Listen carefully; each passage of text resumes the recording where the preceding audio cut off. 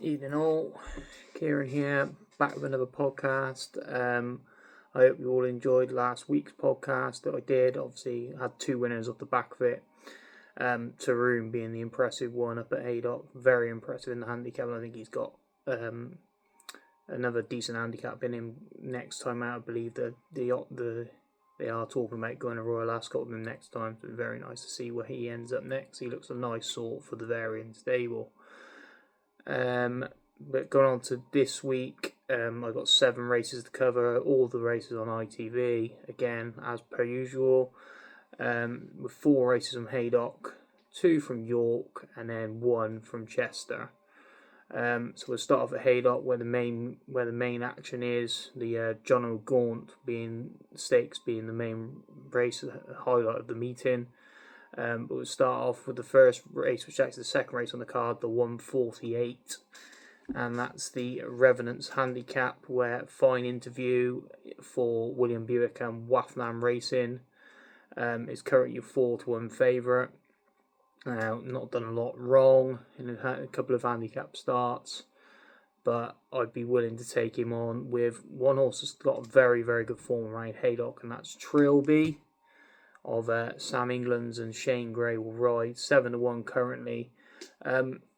He's got, like I said, has decent course form. Won here over 5 furlongs in October at the back end of last season, and then has stepped up to 6 furlongs in April just gone and won again. So very versatile of a trip. Has since ran in 2 Class 2 handicaps up at York and not been disgraced by too far, to be honest. I think not only is he dropping back into a Class 3 now, but also he actually has bottom weight, which I'm very surprised at, considering he's dropping back in class. Oh, and that's to be a plus. And like I said, is very versatile over the distances around this course, and I think we're going to get a decent run for our money out of him. He's currently 7-1. 5 places will more than likely be available on Saturday, so he will be, for me, that's Trilby in the Residence Handicap. The next race we're going to turn on to is the Achilles Stakes, where No Half Measures is currently favourite for Richard Hughes and Oshie Murphy at 9-4. Last seen finishing 9th behind Rumstar at Newmarket. Obviously Rumstar and a couple of others at that Newmarket race ran in the Temple Stakes last weekend. None of them really figuring, to be honest, so not quite sure how good that form looks. And obviously No Half Measures comes here off the back of finishing 9th in that race and is 9-4 favourite. But I am taking him on, and this lad I did mention in regards to the Temple Stakes last year, but he didn't run. He comes here instead for the 6 furlong race, and it's Jazawa of Jazur, I think how you pronounce it, of Clive Cox's. Jim Crowley being the plate. He's ridden him the last 4 times. This horse is won a listed race. He won a Group 3 at Ascot at the start of last season on his reappearance. This is obviously a listed level, this Achilles Stakes, and so that's a plus point. But then went into Group 1s and was running in Group 1s all at the back end of last season. He ran okay, he was down the field in most of them, but still a decent effort. He was 3rd in the Commonwealth Cup at the back end at the Royal Ascot last year. So obviously winning at Ascot and then 3rd in the Commonwealth Cup. Obviously, this time of year probably suits his strengths, this horse, and the fact that they've left him out of the Temple Stakes to bring him here, I can only think is a positive. And a currently best price, 130, I think he's a knocking bet. Clive Cox, very renowned for his sprinters. He's very decent with his sprinters, and I think this boy, like I said, I fancied him for the Temple Stakes last weekend. He comes here instead, and I'm not going to get away from him for this race. So that's Jazur. The next race we move on to is the Pinnacle Stakes over 1 mile 3. A lot of unexposed types in here for sure. And Strange, the obvious one, he's only had the 3 starts for David O'Mara and Danny Tudhope. He's the 2-1 favourite off the back of 171 was his form last year. Her form last year, sorry. The last win coming at Doncaster in a similar event at the back end of last season. But I'm going to be taking her on with the second favourite, which is Sharba of John Gosden's, O'Shea Murphy in the plate. Same connections that won the race last year. She won well at Goodwood last time out, and I thought she was going no better than at the finish that race, and I think she will progress from that race to this one. And I think the fact that you're getting 5-2, I'm quite surprised she's not favourite, to be honest, considering she's had the run as well. So she'd be for me in this race for sure. Like I said, the connections have won this race in the past. They know what to do, what sign of type of horse they need to win this race.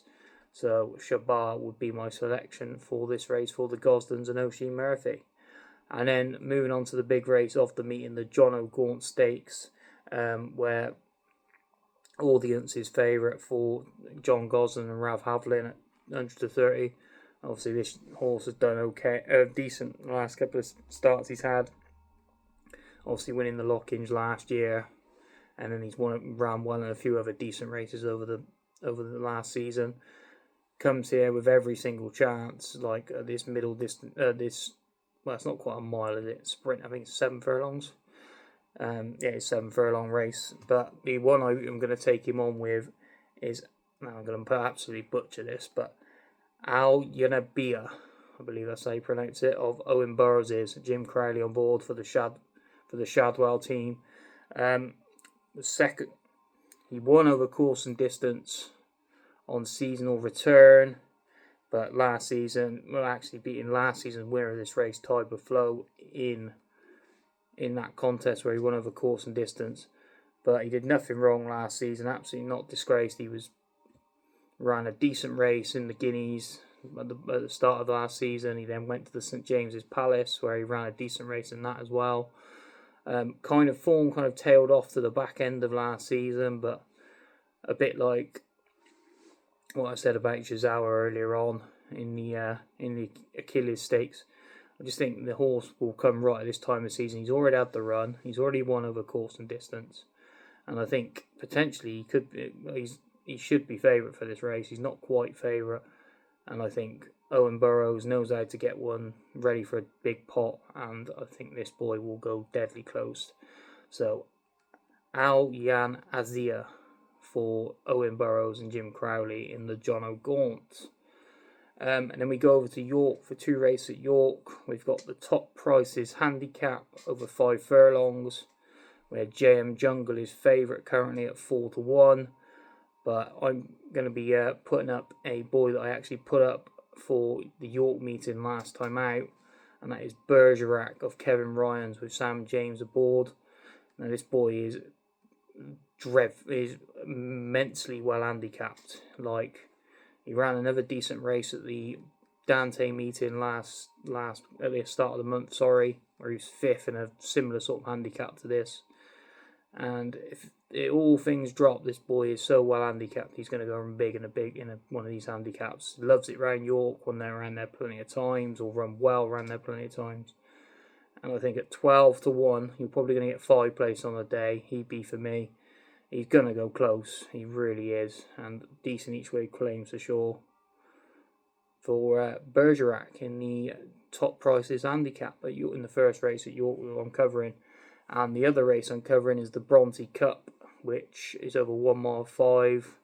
Scenic is in here for Safi Osborne and Ed Walker. Currently 11-4 favourite, off the back of finishing second actually to Sharda over at Goodwood. So the form of that race could be decent. But the one I do like in here is Terms of Endearment, who won. Obviously, I mentioned her on my sneak peek video that I put up yesterday. Like, she won the race last year for Henry de Bromhead, and Rachel Blackmore actually came over to ride her that day, which is very surprising. But, like, you can't be no wrong with her. She, like, won this race last year before going on to win at Glorious Goodwood. She's now has changed connections. She's no longer with de Bromhead. She's now with William Haggis, which isn't a bad thing. Haggis loves targeting York. He loves having winners around here, being a Yorksman himself, and I couldn't be put off. He obviously they had the stables debut of him May Down, which is an okay run, but surely now she's come back here, she has to have a hell of a chance. She's currently best price 3-1. I think it's knocking bet. I think she goes really close here to going back to back in the race. Scenic, don't get me wrong, off the back of her recent run up at Goodwood, will give her a run for her money. But I would like to think that Terms of Endearment will probably find improvement for being trained now by Haggis. No disrespect to Henry, but he's probably more renowned for training his jumps horses rather than these flat horses. So the fact that she's now gone to an established flat trainer over this side who loves targeting York, I think she's got a great chance of going back to back in this race. I really do. And then the last race I'm going to cover goes at Chester, which is the Roman Day Handicap, the 210 over 7 furlongs, and the favourite is Never So Brave for Andrew Bowling and Jason Watson. And I'm going to be siding with this lad purely and simply for the fact that I'm not quite sure what's going on, that every single horse that seems to be coming out of the Michael Stout stable, who's gone elsewhere, the majority of them have gone to Bowling in these colours, seem to be winning first time up. Now, this horse, obviously, not only does he have that, he's got the course form as well. He's won round the course previously, and he just ticks the majority of the boxes in this handicap. And I think he could potentially be thrown in. He could be a listed, maybe a group horse over this trip, chucked into a handicap, and I just think he's got a hell of a chance. And at 11-4, I think if you're going to get that on the day, it should be a decent bet to nothing for sure. That's Never So Brave. So that's the 7 races covered. I've covered quite a bit of in-depth. We'll just quickly move on to best bets, which I have 3. The first one being the best bet of the day, and it has to be in the Achilles Stakes. That's Jazor for Clive Cox. Obviously, I said when I was talking about the race that I was thinking that she was going to run in the Temple Stakes last week, and then comes here, and I'd be happy to take her, have a great chance in this race. I really do, and so that'll be my first bet. Jazor, 130 currently. Obviously, I'll wait until Saturday, and Saturday 8 o'clock in the morning when I normally put up all my selections with prices that I've taken and place terms, etc. Just because we get bogged, don't we? We all want best odds guaranteed, just in case. Second selection is going to be in the Bronte Cup, and it's going to be Terms of Endearment. I just think she goes and wins back to back for these new connections, and she's 3-1 best price currently. Say no more. Like I said, wait till 8 o'clock, see what price we get then on Saturday morning. And then the third bet will be Never So Brave at Chester. Like I said, all these horses coming from Stouts, going elsewhere, seem to be winning first time up. He's got course form, and I think he's a listed / group horse running a handicap. So that's Jazor, Terms of Endearment, and Never So Brave, the 3 selections that are coming out of this video for the weekend. Now, they will all be posted tomorrow night in my Telegram. They will be all on there, along with the other chat that I'm in, and then on Twitter I will share every single selection that I've come out with onto Twitter, along with obviously connected to the video. I hope you've all enjoyed the video. Like I mentioned there, my Telegram, which I've just started up, currently just under 100 people already signed up to it, which is brilliant.